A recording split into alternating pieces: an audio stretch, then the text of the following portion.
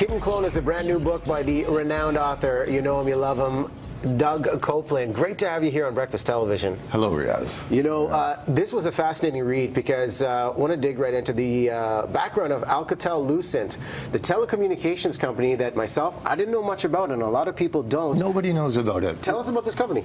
It is the world's 505th largest company. But if they were to stop tomorrow, the entire internet would shut down, like everything. Nothing would work. But no one ever hears about them. There's an English writer, Alain de Botton, who set up a series of books where fiction writers enter these strange environments and then they report back on what they saw. So I got to see this company, which is A, it's massive, and B, it controls your everyday life, and C, it's all over the world, and part of it's lost in the past, and part of it's just this meritocracy where people are like working like crazy, and then there's this other part, which is the future, which is China, of course, and it was great. I roamed the planet having adventures, loved doing it. And these adventures are documented in the book Past, Present, and Future when we look at the impact of the internet revolution. Having studied this for the past few years, what do you feel is the pivotal point that really changed behaviors and rewired our brains to have such a dependence on technology? The thing about right now, 2014, is that I think you know the feeling, I know the feeling, like, oh, my brain's different. I can feel it changing. Oh, my attention span's different. The things I'm in, and then one day, like, boom, your brain's been rewired. What's interesting is that everyone's brain on Earth is being rewired the exact same way. So for the first time maybe ever in human history, we have an astonishing amount in common with each other that we never had before.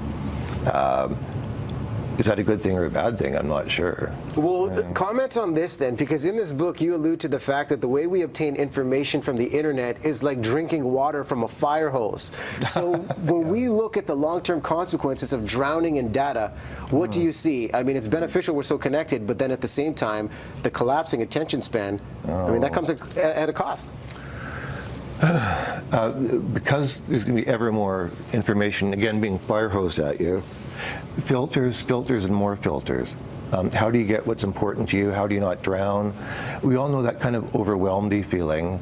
The strange thing about the internet, I was just in Europe, and all the hotels I went to over there, in the lobbies and in the restaurants, they had these long tables, and it was just filled with people and their laptops and their iPads and their devices.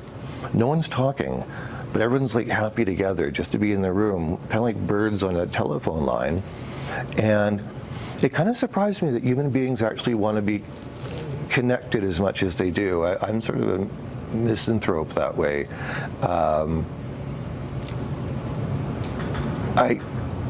I can't believe we all like each other as much as we do. Surprise.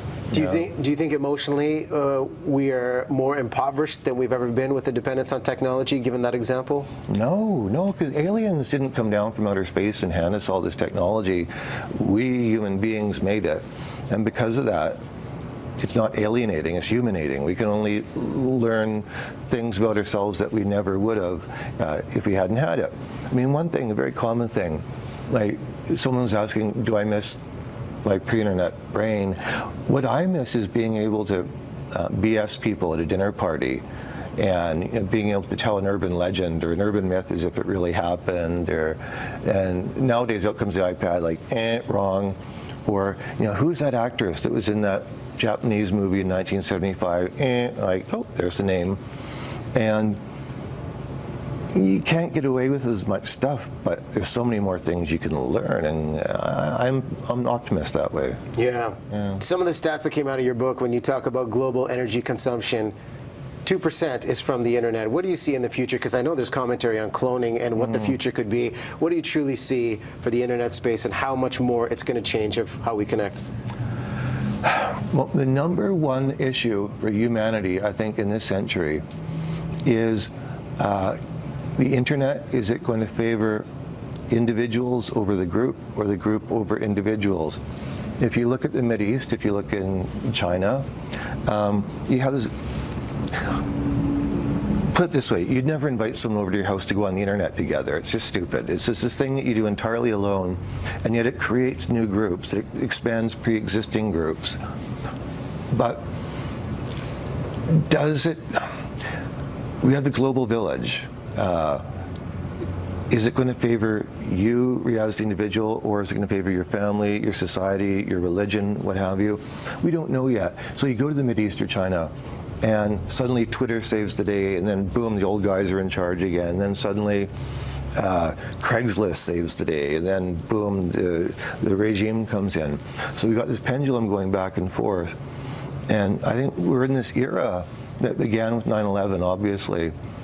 And we don't know when the era is going to end or how it's going to end, but I suspect it's going to be with some sort of event that definitively says the internet favors individuals or the group. Who knows what it'll be? There's a lot of great influence and a lot of changes in the behavior period, and these insights in this book are fascinating. Thanks for sharing them again. I'm going to put this out here. Kitten Clone is the name of the book. Inside Alcatel-Lucent is your chance to learn about this company that has a lot of influence in the entire world. Didn't know about that. Doug, great to meet you. Lovely. Thanks for sharing these insights. Going to take a quick break.